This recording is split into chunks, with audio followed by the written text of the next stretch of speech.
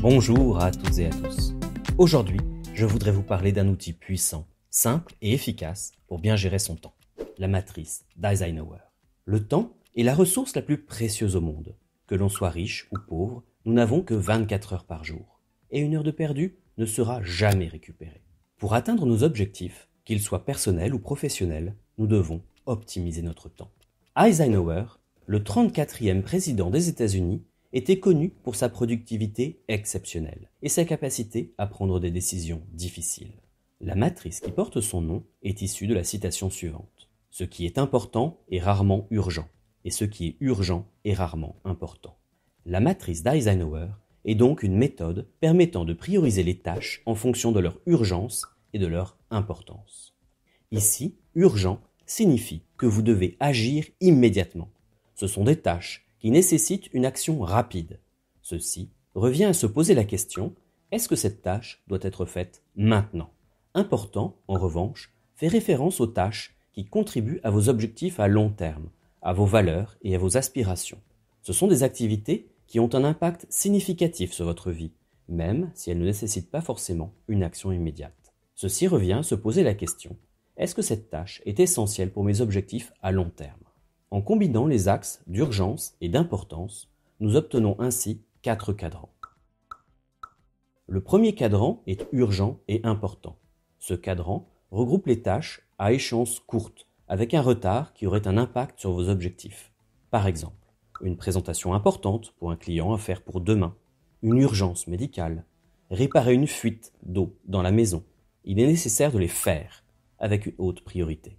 Les tâches importantes mais pas urgentes sont des tâches qui sont cruciales pour atteindre vos objectifs à long terme. Elles n'ont pas de deadline immédiate, mais leur impact sera significatif.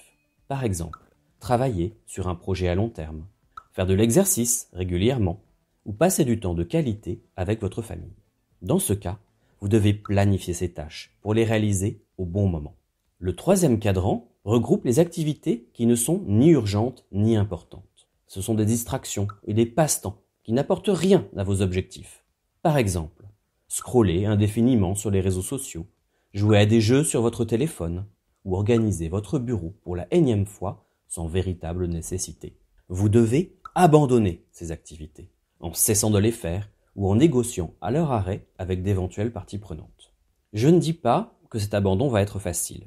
Parfois, nous ressentons le besoin de nous détendre après une journée stressante. Et ces activités offrent une évasion facile et immédiate. D'autres fois, elles deviennent de vraies addictions, notre cerveau recherchant constamment la gratification instantanée qu'elles procurent. Ou, tout simplement, nous pouvons avoir peur de dire non. Cependant, il est crucial de reconnaître que ces activités, même si elles peuvent sembler inoffensives, consomment notre temps et nous détournent de nos objectifs. Enfin, le dernier cadran correspond aux tâches urgentes mais pas importantes. Ceux-ci correspondent à des tâches à traiter, mais pour lesquelles vous n'avez que peu de valeur ajoutée, aux distractions urgentes, c'est-à-dire des interruptions qui semblent importantes, mais qui n'ont généralement que très peu d'impact sur vos objectifs. Par exemple, gérer les demandes de collègues qui pourraient être délégués, répondre à des besoins logistiques mineurs, ou participer à des réunions imprévues sans ordre du jour. Quand vous les identifiez, déléguez ou éliminez ces tâches pour gagner du temps. Déléguer Là non plus, ce n'est pas forcément facile. Oui, mais c'est quelque chose qui s'apprend. Je n'ai pas de solution miracle.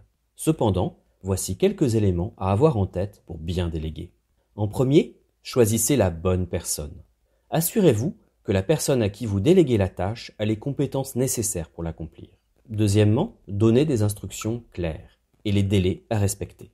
Offrez des ressources et du soutien. Fournissez les outils et les informations nécessaires pour accomplir la tâche. Restez disponible pour pouvoir répondre aux questions. En quatrième point, il faut apprendre à travailler de façon itérative. Ne vous attendez pas à ce que la tâche soit parfaitement accomplie du premier coup.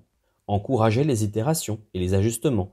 Soyez prêt à donner du retour constructif et à ajuster les attentes au cours de route. Ceci permet de s'améliorer continuellement et d'obtenir de bien meilleurs résultats sur le long terme. Et enfin, faites confiance et laissez de l'autonomie. Une fois la tâche déléguée, laissez la personne travailler de façon autonome. Vous pouvez bien entendu vérifier régulièrement l'avancement.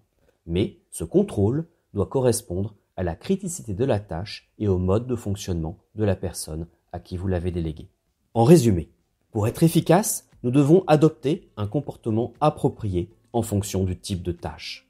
Si une tâche est importante et urgente, nous devons la faire dès que possible.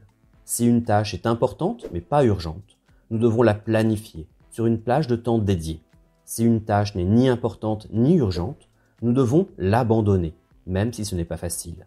Si une tâche est urgente mais pas importante, nous devons la déléguer, sachant que savoir déléguer est une compétence en soi. En utilisant judicieusement la matrice d'Eisenhower, vous allez voir des changements dans votre vie. Moins de stress, plus de clarté et une meilleure gestion du temps. Vous pourrez enfin passer plus de temps à faire ce qui compte vraiment pour vous. Ceci sans culpabilité. N'oublie pas que ce qui est important est rarement urgent. Alors, respirez et priorisez. Si tu as aimé cet épisode, abonne-toi avec notification. C'est gratuit, cela aidera la chaîne et te permettra de ne pas louper les prochains épisodes. Si tu as des questions ou des astuces supplémentaires, n'hésite pas à les partager en commentaire. Alors, à bientôt!